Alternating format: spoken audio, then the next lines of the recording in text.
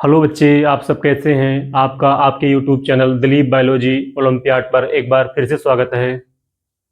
आज के इस वीडियो में हम लोग चर्चा करेंगे कक्षा 9 विज्ञान, जो कि बायोलॉजी का पहला चैप्टर है, कोशिका। ठीक है, कोशिका।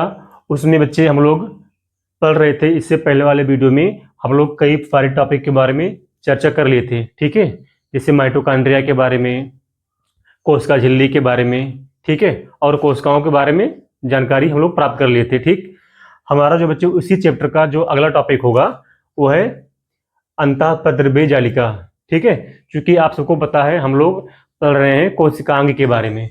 ठीक है, हम लोग पढ़ रहे हैं कोशिकांग के बारे में। ठीक, कोशिकांग के बारे में।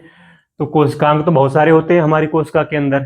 ठीक है, उनमें से हम लोग केंद्रक और माइटोकॉन्ड्रिया के बारे में पढ़ लिए हैं। ठीक है बच्चे, बीच में काफी गैप हो गया 3-4 दिनों का, क्योंकि इसी बीच में बीटीसी का पेपर था। ठीक है, तो चले गए थे फैजाबाद पेपर देने के लिए, तो इसीलिए वीडियो नहीं बना पाए। ठीक, तो आज से हम लोग फिर से वीडियो को जो है वहीं से, जहां से छोड़े थे वहीं से शुरुआत करेंगे।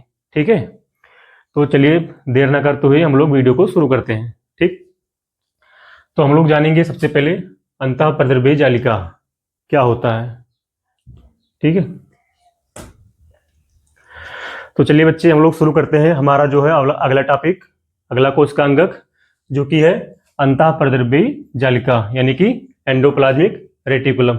ठीक है, ई से हो गया एंडोप्लाज्मिक, आर से हो गया रेटिकुलम। ठीक है, तो सबसे पहले जानते हैं कि जो है अंतःप्रद्रव्य जालिका कहाँ पाया जाता है। ठीक, तो हमारी कोशिका के अंदर जो केंद्रक होता है, इस केंद्रक के ऊपर कुछ इस प्रकार की संरचनाएं पाई जाती हैं। इस प्रकार से संरचनाएं पाई जाती हैं। ठीक है, इन्हीं को हम लोग बोलते हैं अंतःप्रद्रव्य जालिका। ठीक, और इन्हीं संरचनाओं के ऊपर जो है पाया जाता है राइबोसोम। ठीक है, ये देखिए, ये जो गोल गोल दिख रहा है ये जो है राइबोसोम है। और भी होते हैं इसके ऊपर ऐसी संरचनाएं, ये जो है झिल्ली युक्त संरचना दिख रहा है आप लोग को। ठीक है, जिसको हम लोग बोलते हैं एंडोप्लाज्मिक रेटिकुलम। ठीक है, ये जो अंतःप्रद्रव्य जालिका है ये होता है 2 प्रकार का, 2 टाइप का होता है। ठीक, कौन कौन सा?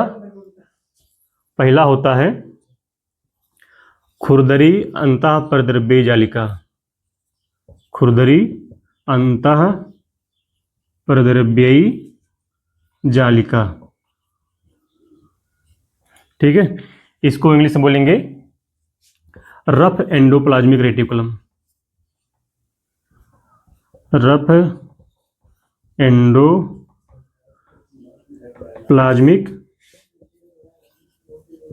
रेटिकुलम। ठीक है, और दूसरा क्या होता है? दूसरा होता है चिकनी अंतःप्रद्रव्यी जालिका। ठीक है, इसको इंग्लिश में क्या बोलेंगे? इसको बोलेंगे स्मूथ। बाकी सब सेम सेम रहेगा, एंडोप्लाज्मिक रेटिकुलम।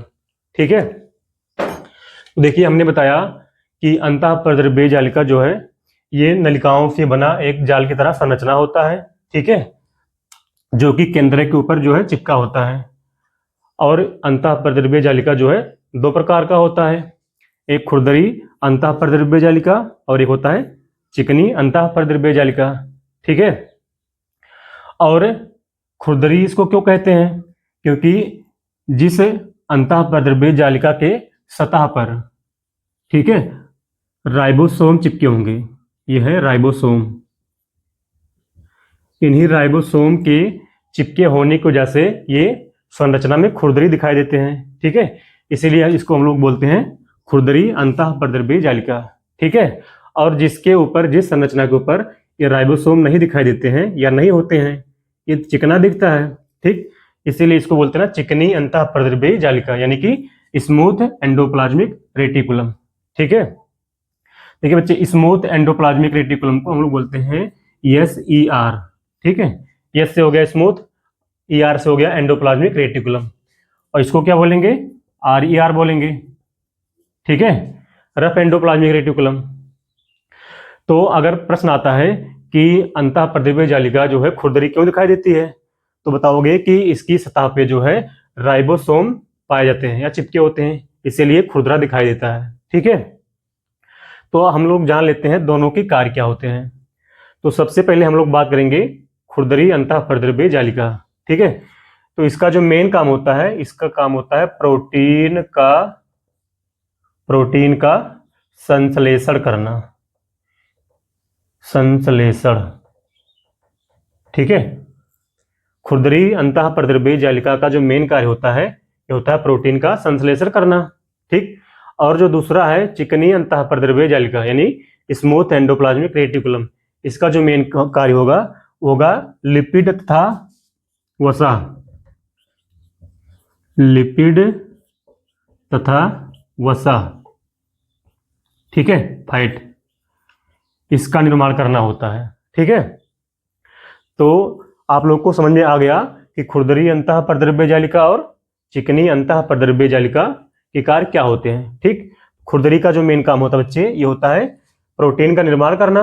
ये प्रोटीन क्यों बना पाता है, क्योंकि इसके ऊपर जो है इसकी सतह पर राइबोसोम चिपके होते हैं, ठीक है। और चिकनी के ऊपर नहीं होता है, लेकिन इसका जो है काम अलग होता है। क्या काम होता है, लिपिड और वसा का जो है संश्लेषण करना होता है, ठीक है बच्चे। तो उम्मीद करते हैं बच्चे ये जो है टॉपिक आपको अच्छे से समझ में आया होगा, ठीक है। यदि आप सबको बच्चे ये सब समझ में आ गया होगा तो आप लोग कमेंट में बताइएगा, अगर नहीं समझ में आया होगा तो आप लोग कमेंट कीजिएगा, हम इसको फिर से बता देंगे, ठीक है। उम्मीद करते हैं बच्चे ये वीडियो आपको अच्छे से समझ में आ गया होगा, ठीक है। और बच्चे आप लोग जो है हमारे चैनल को सब्सक्राइब कर लीजिए, ताकि जो भी वीडियो हम अपने चैनल पर अपलोड करें ये आप लोग को मिलता रहे, ठीक है।